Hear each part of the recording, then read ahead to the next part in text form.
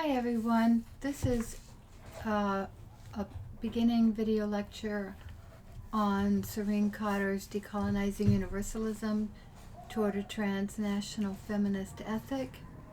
And in this one I'm going to give a little background and context for what she's talking about in the beginning of the book, the first 50 pages of the book. Serene Cotter is a professor of philosophy at CUNY. She teaches at Brooklyn College and also at the CUNY Graduate Center, and she's the author of two books. This is her most recent book, and both of her books are about feminist issues in regard to women of the Global South. Professor Cotter, she's a friend of mine, I'll probably call her Serene.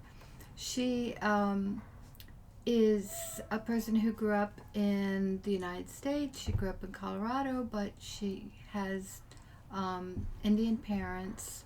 One of her parents is Hindu and the other parent is Muslim. So this is a book of decolonial feminism. What is decolonial feminism? You could think of it as anti-colonial feminism, also anti-imperialist feminism. And so it's a feminism that is critical of certain forms of Western feminism that have colonialist assumptions, particularly the assumption that Western societies are culturally superior in their form of life, political institutions, etc., over the communities, societies, and nations of the Global South.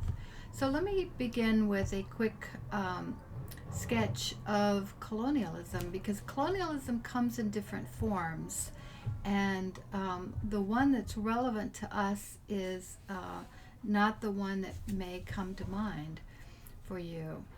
So colonialism, first of all, we define it sometimes as overt or explicit, in which there is a takeover of a country, such as when the British took over the subcontinent in South Asia and ruled what is now India with a British administrative system. Also, we can think of the conquest of the Americas, starting with Columbus in 1492, in which the local civilizations, their architecture, their buildings, their political and cultural institutions were destroyed, and the people who survived the conquest were made into slaves. So this form of colonialism, the overt or explicit form of colonialism, is sometimes called exploitation colonialism, because the point is to go to another place, gather all of its resources, and take those resources back to the home country, to Spain or to England, for example. And you need to always remember that those resources come in two broad forms. There's natural resources like land and timber and minerals and fish and animals. There's also human resources in the form of labor, but also in the form of local knowledge and local science. So those knowledges and sciences were also appropriated and taken back for the benefit of the home countries, as well as using the local human resources as free or very low paid labor. So that's, exploitation colonialism, the most explicit form of colonialism. But there's also something more often used today, which is settler colonialism, which is slightly different. This is where the invaders come and they stay, right? Or at least a big chunk of them stay and create new towns and cities and farms or plantations for themselves. So this fits the example of the United States, of Australia, of South Africa, and some other countries, and it's obviously a little bit different than exploitation colonialism. The British sent an administrative, group to rule India and to extract resources to India, but they didn't allow intermarriage with Indian women. In settler colonialism, sometimes that marriage is allowed. In fact, it's encouraged, as it was in South America and Central America, so that the settler population is connected, is tied in, and will stay and flourish and sort of take over those areas of the world. So that's exploitation colonialism, in which you take resources out, and settler colonialism, in which you stay in and take over. Now there's this other term called neocolonialism. Neo simply means new, which is what emerges in places where there was overt or explicit colonialism, but then the people gain independence. So there's a struggle for national independence in India, and they win that struggle in 1940s. They kick the British out. They create a new country that had never existed before, actually, and gained political autonomy.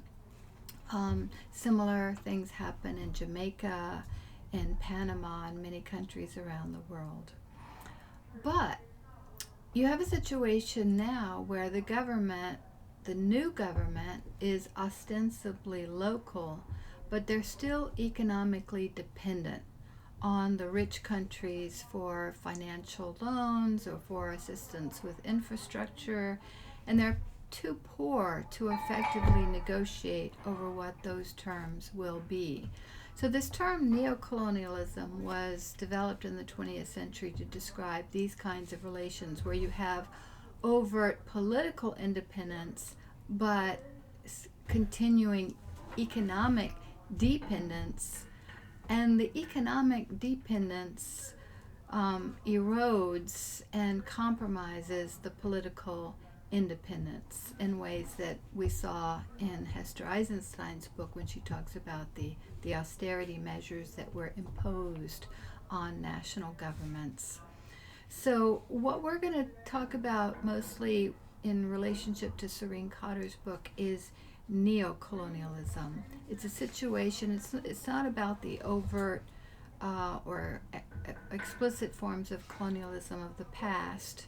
It's about the idea that you have inequality in the international sphere.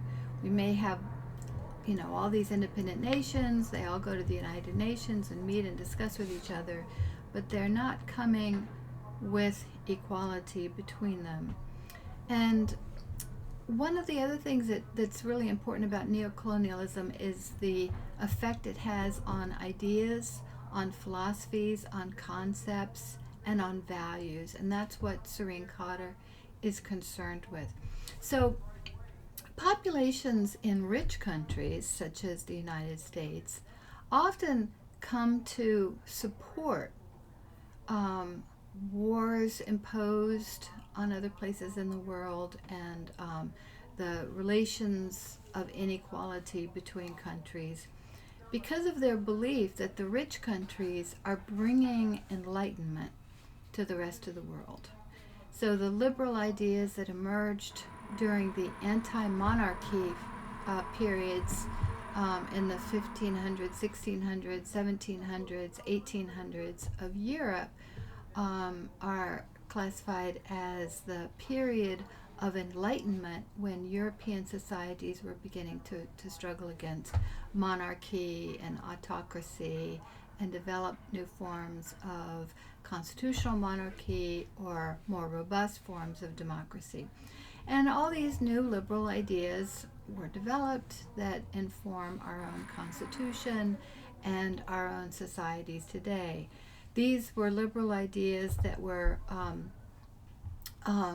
that are still widely accepted among populations in rich countries today, and their ideas that these populations in the rich countries believe are best for the world, right? A lot of people believe that the world would be a better place if it was more like Western countries in the sense of upholding the ideas, the values, the philosophies of the Enlightenment.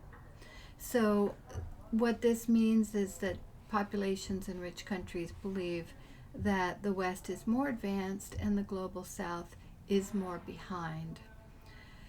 This is often based on claims about science and technology, and those claims ignore the ways that the Western sciences appropriated sciences from elsewhere. And so, really, what is Western science? It's actually an agglomeration of multiple sciences. But it's also based on the idea that the West is superior in its political philosophy and its moral philosophy. So it's not just about science and technology and production and the economy, it's also the values and the liberal institutions and the ideas. Now, this is what some people call a kind of intellectual colonialism. The idea that ideas from the global North should be accepted by the global South. So you don't have a dialogue situation. You don't have multiple societies in conversation with each other. What can I learn from you? What can you learn from me?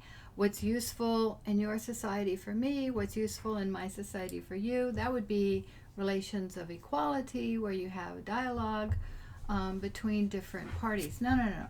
You have a teaching situation. You have a situation where the West is teaching the global South, and there's very little recognition of the importance of local conditions in terms of how ideas are applied. There's just a teaching relationship from the West to the rest. So this brings us to the topic of feminism. Feminism, as we saw in the readings from Hester Eisenstein and Uma Narayan, sometimes believes that the global South needs to learn about feminism from the West and adopt Western models of feminism and Western feminist ideas. Serene Cotter calls this missionary feminism, and this is in line with Eisenstein's claim that the United States and Western feminism can sometimes operate in complicity with colonialism and imperialism. And some feminist groups, an example of this is that some feminist groups like the Feminist Majority Foundation supported the United States invasion of Afghanistan, even though it was a unilateral invasion without much of any support from other countries in the United Nations. It was just kind of the United States going it alone. But the Feminist Majority Foundation supported this invasion, and so it's kind of an example of a kind of imperialist idea of how to spread feminism. So today we have a situation where it looks like, there's a lot of people in the countries of the global North who are concerned about the conditions of women in the global South, right? There's a widespread view that all women should have the right to education, that all women should have right to health care, and all women should have the right to politically participate in the democratic life of their communities.